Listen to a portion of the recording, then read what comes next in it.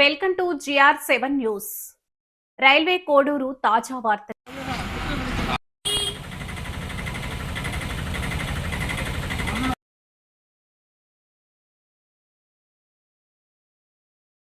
తిరుపతి జిల్లా railway కోడూరులో HMMI school పాఠశాలలో 8వ తరగతి చదువుతున్న రోహిత్ అనే అబ్బాయిని ఫిబ్రవరి 5వ తేదీన ఆ అబ్బాయిని దేవసుందరం కరస్పాండెంట్ అనే వ్యక్తి ఇంటికి తీసుకెళ్ళేసి ఇంటి పనులు చేయించుకొని విపరీతంగా కొట్టి ఫిట్స్ వచ్చే విధంగా పడిపోయే విధంగా అతన్ని ఇబ్బంది పెట్టేవాళ్ళం జరిగింది.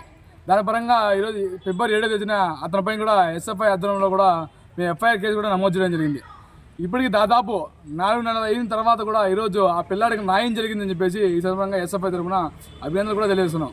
ముఖ్యంగా ఏంటంటే ఇలాంటి కరస్పాండెంట్లు ఈ యొక్క పాఠశాలలు కావచ్చు, ప్రైవేట్ పాఠశాలలు కావచ్చు, ప్రభుత్వ పాఠశాల కూడా ఉండకూడదని చెప్పేసి ఇంత కూడా SFIగా ఈ స్టూడెంట్ పక్షాన్ని నిలబడుతూ ఇంతవరకు 4 నెలలు నిలబడి పోరాడేసాం. ఇంకోటి ఏంటంటే అతన్ని కొట్టడమే కాకుండా అతని శివ అనే వ్యక్తి కూడా బెదిరించడం జరిగినది. ఆ ఇద్దరు కూడా ఈ యొక్క పాఠశాలలో రాకూడదని చెప్పేసి హెచ్చరిస్తున్నాం. ఈ డిప్యూటీఓ కావచ్చు, అలాగే కలెక్టర్ గారి ఆదేశాల మేరకు డిప్యూటీఓ ఇన్ఛార్జ్గా HM స్కూల్ ఇన్ఛార్జ్గా ఈరోజు రావడం జరిగింది.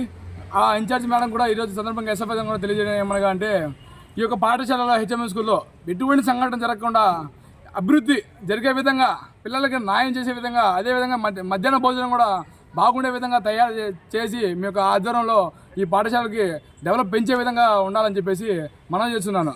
అదేవిధంగా అతను సస్పెండ్ చేసిన ఒక పేపర్ కూడా, ఆ యొక్క DO గారు ఇచ్చిన పేపర్ కూడా ఇదే ఇది. కానీ దేవసుందరం సార్ ఆర్డర్ ఎవరు పాస్ చేశారు? కలెక్టర్ గారు ఆదేశాల మేరకు ఈ ఆర్డర్ కూడా రావడం జరిగినది. డిప్యూటీఓ ఇంద్రాదేవి మేడం ఇన్ఛార్జ్గా ఈ యొక్క పాఠశాలకి HMM స్కూల్ పాఠశాలకి ఇన్ఛార్జ్ కూడా ఈరోజు రావడం జరిగింది. వచ్చి కూడా పరిశీలించి ప్రతి ఒక్కరు కూడా వివరణ తీసుకొని కూడా మేడం కూడా వెళ్ళడం జరిగింది.